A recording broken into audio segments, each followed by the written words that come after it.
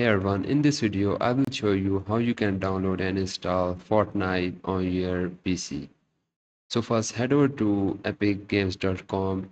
So to download the Fortnite on your PC, you first need to download Epic Game Launcher and just click on the install on Windows option, and the setup of Epic installer will start downloading on your PC. So first you need to download it, and once you download it, just open up the setup, then click on the yes option and just install it on your Windows. And once you install it on your device, just open it up, and once it was open, just click on the top search box and just type here Fortnite.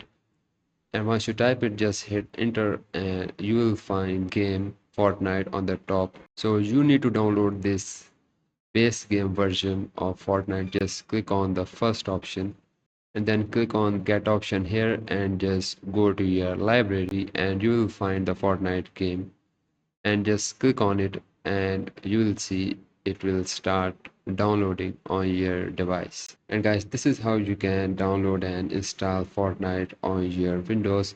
If this video is helpful for you, so please like it, and thanks for watching, and I will see you in the next video.